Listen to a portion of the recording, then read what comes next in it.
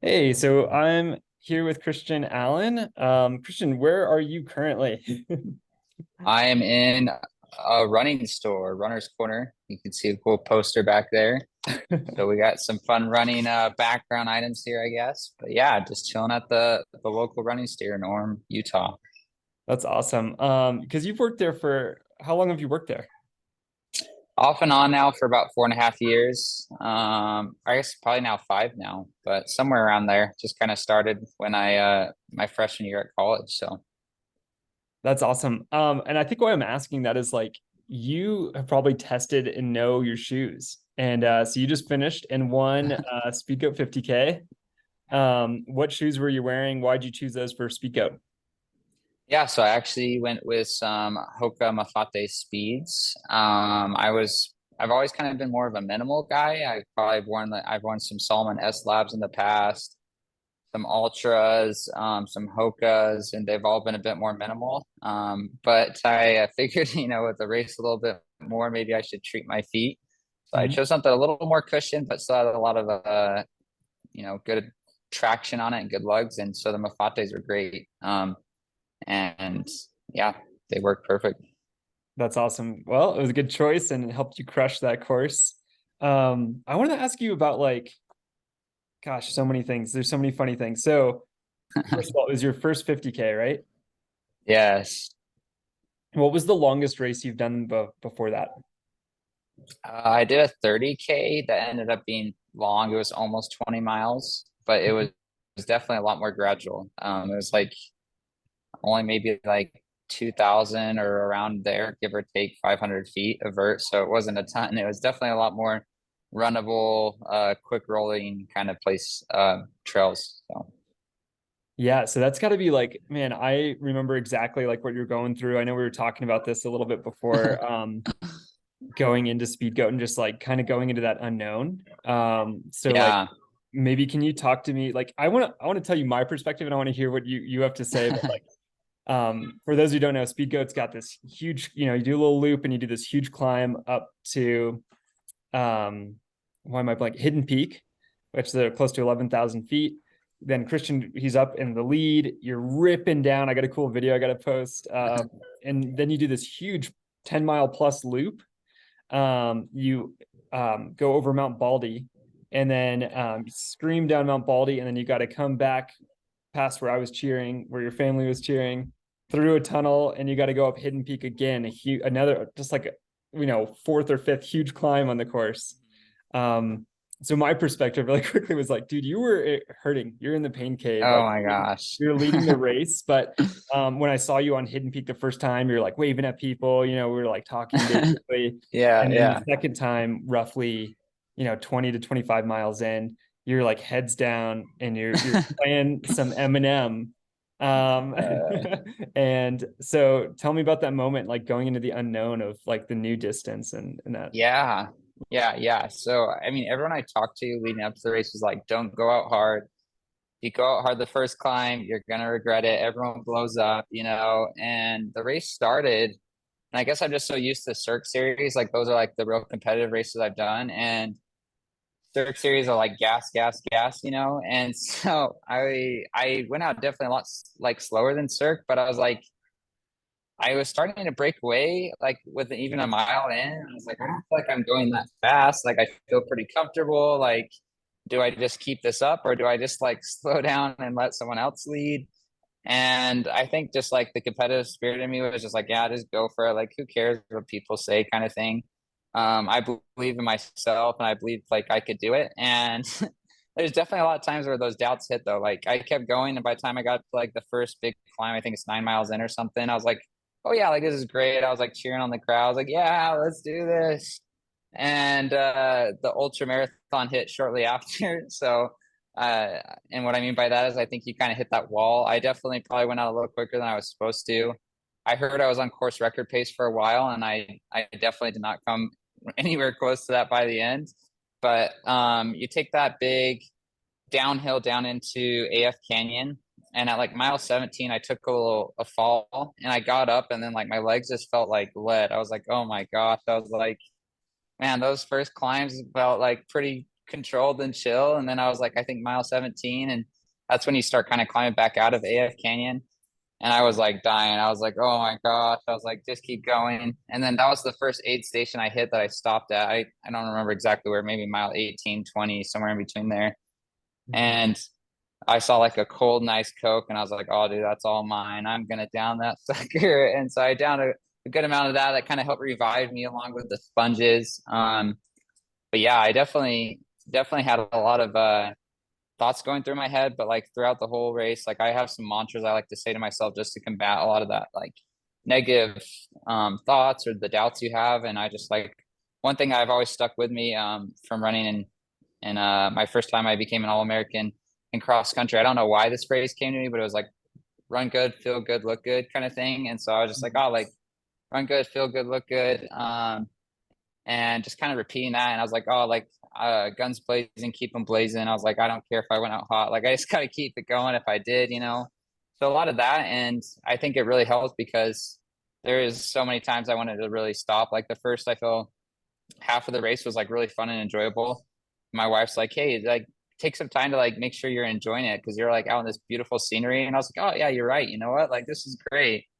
But then like once it started hurting, I was like, I don't even care where I'm at. Like just get me off this mountain. But yeah, definitely some of those later climbs were like brutal. Like I don't think I've ever power hiked in a race before. And this was like my first time. And I was just like so gassed. I was like, dude, there's no way I can run up this. And so I'd power hike and then I'd run as far as I could. And then I was like, I got to power hike again. It was like off on, off on. And I think it's just a battle of like, I was like freaking out because I'm like, I'm going to get caught. I'm going to get caught. So Mhm. running as much as I could. But yeah, it was a suffer fest, but I'm glad it's over and kind of already wanting to go back to see if I can't do better.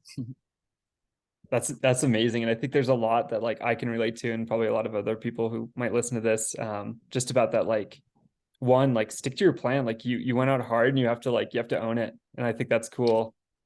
Um, and also just like the highs and lows and knowing that that's going to be part of it. So I think that's, relatable. Definitely. I only ran the 28K. Um, and I went through some of that too. And I think, yeah, the funny thing is like when you fell, you're like, oh, then you felt your legs. Like I think that happens to a lot of people. Like the second you like stop or think about it, or even if you like stop and like take a drink or something, all of a sudden you're like, oh, I'm in like pain. Like just keep going. You can like avoid it. Yeah, Man, yeah, the that's the truth. perseverance was awesome, and I think hopefully it's going to get easier after the first one. So um, that's always great. I Um, sure hope so. I gotta get some better pictures towards the end of my races on these next ultras. yeah, I feel like a zombie going through that. And I was like, oh man, look at the progression of these pictures. I was like, oh, I'm happy. I'm enjoying it. I'm vibing. And then by then I was like, oh man, these pictures, I look like a zombie just out there. So I can't imagine those guys that do 50 milers, 100 milers. yeah, I think it's just about strength, and I mean I wouldn't know because I don't do them, but you gotta keep on keeping on, and I think you're on that. So, okay, I got a fun question for you. I Yeah. know. Funny thing is, one of the last times we talked, you were playing golf. How does Yes. golf play into your training? Is that important? Yes, I love golf. I actually had 18 booked on the Monday after, so just 2 days later. And I was actually taking my brother-in-law out for his birthday, so I paid for 18 for him. And I messaged him the day before. I was like, I think I'm gonna be playing best ball and taking all of your shots because I don't know how my swing's gonna be. But I was sore. But I haven't felt too thrashed, but I was actually pretty sore on like my traps and like my lower back from I think power hiking and bending over. And so like it was definitely the swings were definitely a little that day, but we survived 18 and it was fun. I think golf just really allows me just to kind of like restart a little bit. Like it can definitely be draining. Like if I run in the morning, then have to double after. So I got to balance like not overdoing it with other things. But I do really enjoy just like kind of taking a mental break from like running a lot and just kind of like finding other things you enjoy, because like running is a big part of my life, but it's not the only part of my life. Yeah, totally. Maybe that's a good transition. Like, do you want to talk about like family and like what that means to you? And like for me, I really noticed like at Speedgoat, it was really cool because I was cheering with Summer, your wife. I got to see your Yeah. kids, I got to see your dad. It was just like really cool. So like, yeah, maybe talk about that for a second. Yeah, it's been great. My wife and I, we met up at Weber State when we were going there. And we got a little fun honeymoon baby that we weren't quite expecting at at that point. But so our oldest Miles, he's now like almost 3.5. But summer, my wife, she ended up getting a medical red shirt, a pregnancy red shirt, and came back. And we were able to actually run for like 3 of the 4 years that I was up there at Weber State. And it was really fun. And Miles traveled with us. Um, every race that summer ran besides like the last one. He had turned 2 by that point or something. So he pretty much flew on every single flight. Like I can't remember how many. We ended up counting it, and it was like absurd amount of flights that he'd been on before he turned 2 or something because he was free. So we brought him everywhere with us, and I think that's where like the whole family thing just kind of started. It's just been kind of like a family affair. Like we go to all the races together.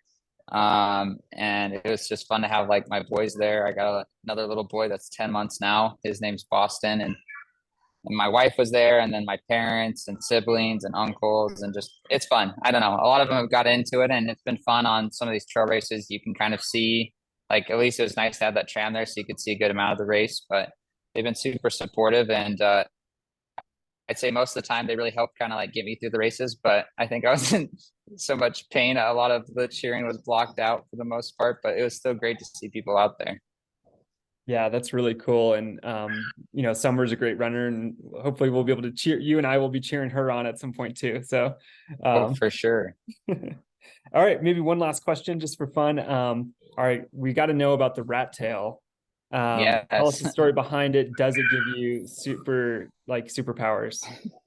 Yes, that's what I tell all the older people that hate it. I tell them it's my superpower. My grandparents probably don't love it or people like that, but yeah, I used to have a pretty sick mullet. I'm kind of trying to grow it back right now. It's in the little baby phases right now, but when I had my mullet, um, I chopped that off and I just kept like a lot of my longer hair over there, just kind of growing the braid. Just kind of keep it fun and young. I feel like I'm still young, but I also have like 2 kids and we're expecting our third. So I feel like a lot of people, like when I'm running in college with my teammates, I feel old compared to them, but I'm like, I'm still young. Like, I don't know, let's just keep a young vibe or something. I don't want to grow up anyways. So I like it, but I don't know, just kind of for fun, nothing crazy. Yeah, I love that about you. I think you have a really good sense of humor, and you're just a fun person to watch. And I think we're gonna enjoy cheering you on for a long time to come. So thanks for getting interviewed. Hey, thank you, Andy. I appreciate it. Cool.